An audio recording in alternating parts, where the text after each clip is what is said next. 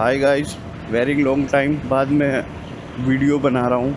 आपको ये तो पता चल गया होगा कि मेरे पास बाइक कौन सी है, फिर भी मैं बता देता हूँ। मेरे पास R15 V4M है। इसमें मैंने थोड़ा सा मॉडिफिकेशन किया हुआ है।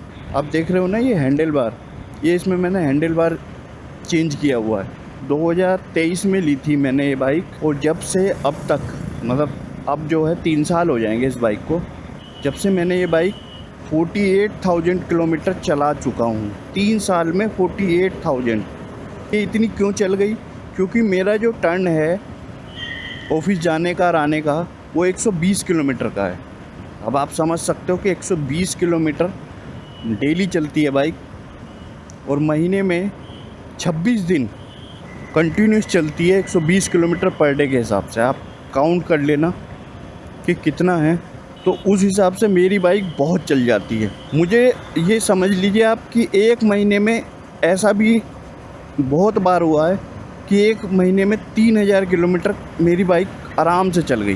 क्योंकि ऐसा नहीं है कि मैं ऑफिस गया हूँ, संडे में भी कहीं पर ट्रिप में कहीं चल घूमने निकल गया हूँ 50, 60, 100, 200 किलोमीटर, 300 किलोमीटर एक दिन के लिए, तो उसमें भी मैं काउंट कर रहा हूँ। तो मेरी कभी कभी किसी महीने में 3,000 किलोमीटर भी चल गई।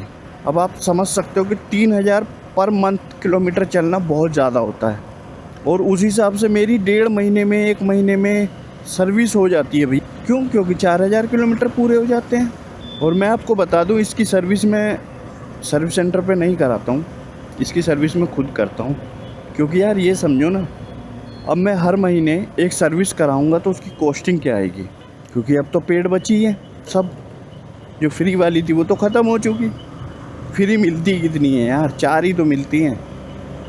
तो भैया जब से इसकी फ्री सर्विस ख़त्म हुई है, इसको तो मैंने खुद ही हैंडल करना शुरू कर दिया, खुद ही सर्विस करता हूँ इसकी। क्योंकि यार इतने हर महीने मोबी ऑयल का ख़र्चा, और जो सर्विस में पार्ट यूज़ होते हैं उसका ख़र्चा, और प्लस लेबर का ख़र्चा, कुछ तो बात है यामा के इंजन में।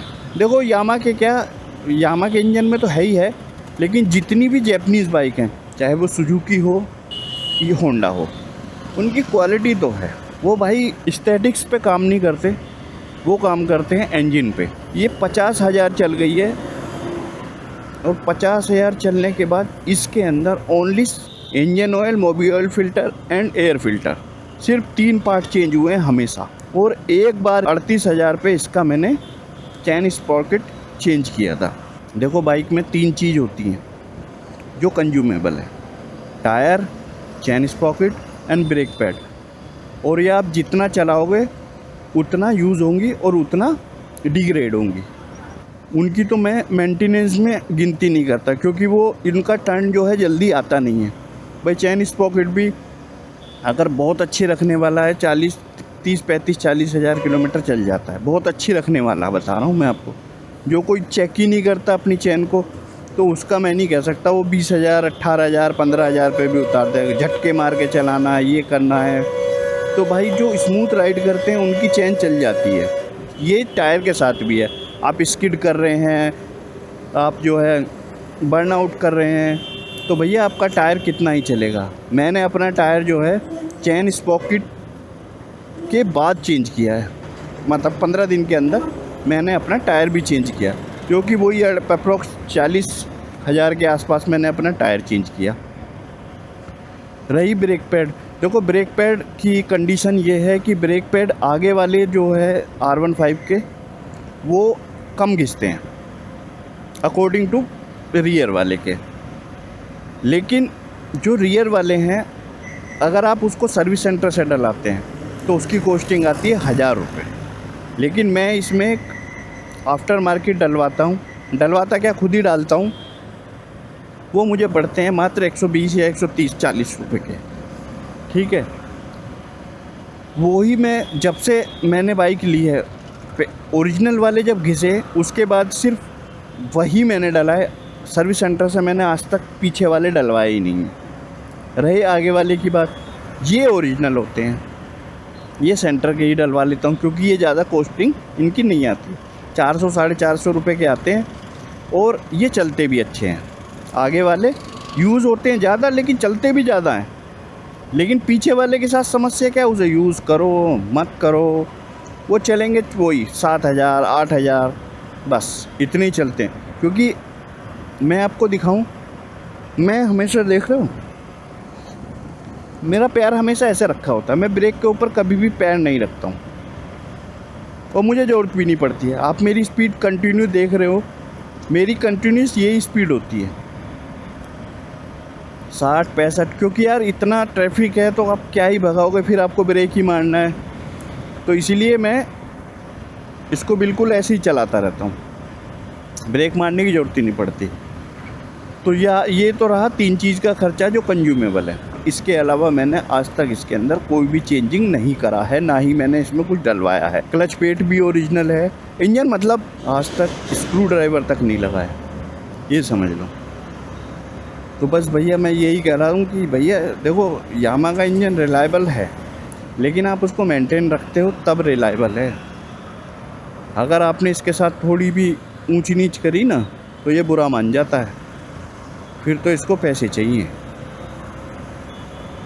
कि जो बहुत रफ़ ड्राइव करते हैं, आप इसको भगाओ कितना, ये कुछ नहीं कहते, लेकिन इसको रफ़ ड्राइव नहीं चाहिए। आप झटके मार रहे हो, ये कर रहे हो, कभी कभी नहीं, लेकिन जिसकी कंटिन्यूस ड्राइविंग स्टाइल ही ये है, ऐसे चलाना है फिर ऐसे चलाना, देखो उसमें तो स्ट्रेस पड़ता है इंजन पे, और बहुत सारे जो पार्ट हैं वो ख़राब भी होते हैं।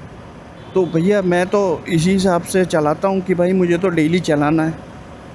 जो कभी कभी चलाता है उसके लिए तो चलो भाई आज चला रहा हूँ, आज ही चलाऊँगा, फिर ये खड़ी हो जाएगी 15 दिन के लिए, तो वो इसलिए ऐसा चलाते होंगे।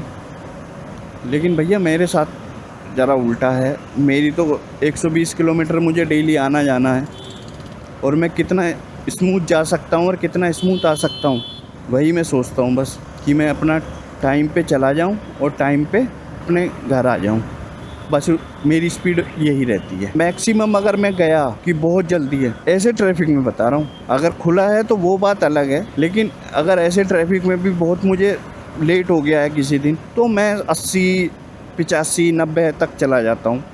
लेकिन इससे ज़्यादा यार देखो, रोड की कंडीशन भी नहीं है, रोड पे ऐसा ट्रैफिक भी है, कोई भी कहीं से निकल के आ जाता है, तो भैया अपने आप क्यों रिस्क में डालना। लेकिन जितना मैं कंट्रोल कर सकता हूँ सिर्फ उतनी तेज़ चलाता हूँ। ओवर कॉन्फिडेंस में मैं ये नहीं कि भगा दूँगा, ये भाग जाएगी तो मैं भगाऊँगा, ऐसा थोड़ी होता है भाई। अपनी जान की भी कोई कीमत होती है। और बाइक, चलो बाइक ही छोड़ो, अपना शरीर तो है, अपनी वो तो है।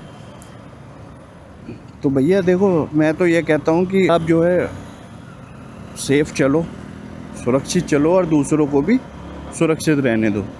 आपके चक्कर में आप तो चल रहे हो ठीक ठाक स्पीड में, और सामने वाला आपकी वजह से कुछ दिक्कत हो जाए उसको, तो गलत है ना। तो भैया मैं तो जो ये रिकमेंड नहीं करता कि आप जो है गाड़ी रोज़ भगाओ, क्योंकि जब आप रोज़ चलाने लगोगे ना किसी भी बाइक को, तो आपकी आदत छूट जाएगी।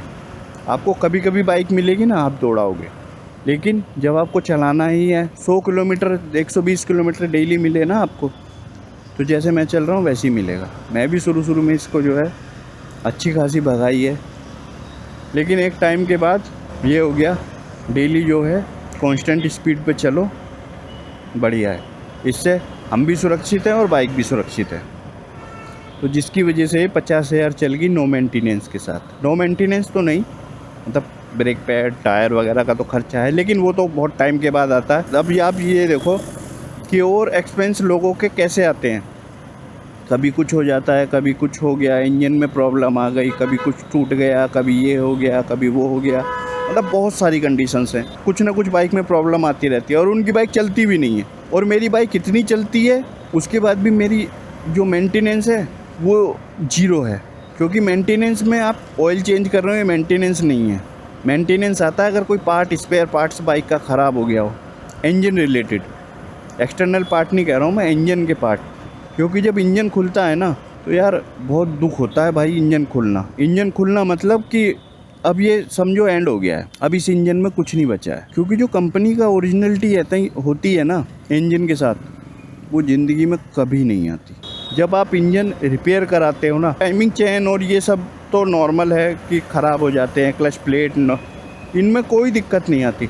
लेकिन अगर आपकी बड़ी प्रॉब्लम आ गई है, क्रैंक की आवाज़ आने लगी है या कुछ ऐसी आवाज़ें आने लगी हैं, तो इंजन खुलता है तो फिर वो ओरिजिनलिटी नहीं आ पाती है। तो इसीलिए भैया इंजन को जब तक आप सुरक्षित रख सकते हो आप रखो। मैं तो हर महीने सर्विस करनी पड़ती है भैया, मुझे मजबूरी है, मेरे साथ तो मजबूरी है।